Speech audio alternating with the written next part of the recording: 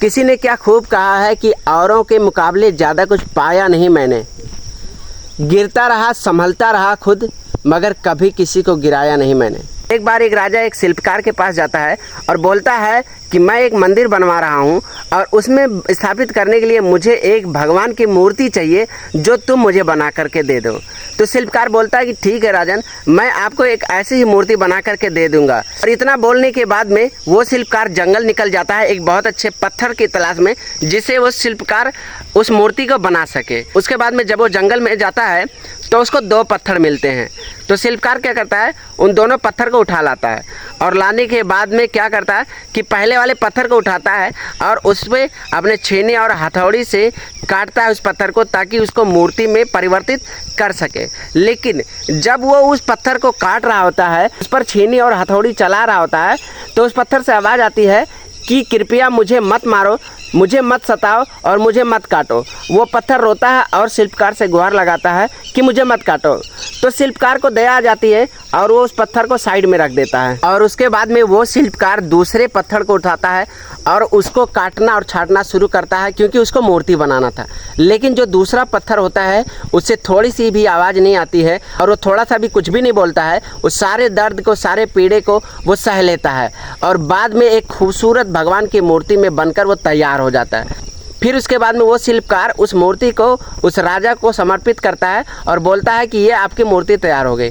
उसके बाद में वो राजा क्या करता है कि उस मूर्ति को उसी मंदिर में ले जाकर के स्थापित करवा देता है, जैसा कि उसने बोला था।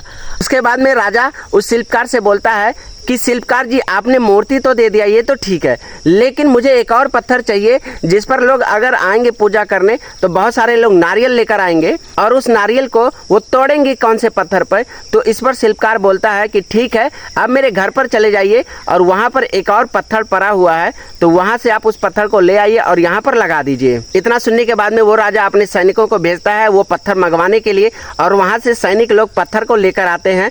अब एक पत्थर जिससे मूर्ति बनी थी उसको मंदिर के अंदर बैठाते हैं और एक पत्थर जिससे मूर्ति नहीं बन पाई थी उसको मंदिर के बाहर रख देते हैं, ताकि बहुत सारे लोग जब आएंगे नारियल तोड़ने के लिए तो उसी पत्थर पर मारकर अपना नारियल तोड़ेंगे। इसके बाद समय बीतता गया और जितने लोग आते थे पूजा करने वो क्या करते थे कि अंदर वाले पत्थर को, यानी भगवान की मूर्ति की तो पूजा करते थे, लेकिन जो बाहर का पत्थर होता था उसके सर पर नारियल तोड़ते थे और जो भी चीज़ें तोड़ना होता था वो तोड़ते थे। अब इन सभी चीज़ों से जो बाहर का पत्थर था जिस पर नारियल तोड़ा जाता था वो बहुत ज़्यादा दुखी हो गया था और उसके मन में यह आया कि यार वो भी पत्थर है और मैं भी पत्थर हूँ, लेकिन उसकी लोग पूजा करते हैं और मेरे सर पर लोग नारियल तोड़ते हैं।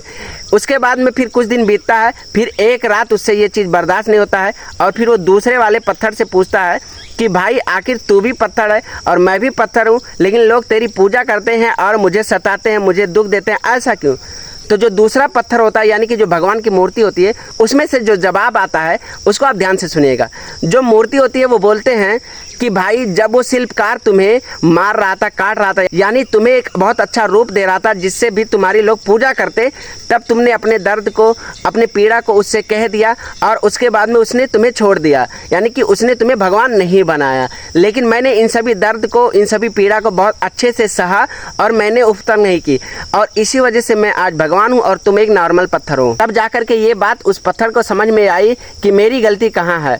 लेकिन एक बात मैं बता दूँ दोस्त, कि ये जो कहानी थी ना, ये किसी पत्थर की थी, ना ये किसी राजा की थी और ना ही ये किसी शिल्पकार थी।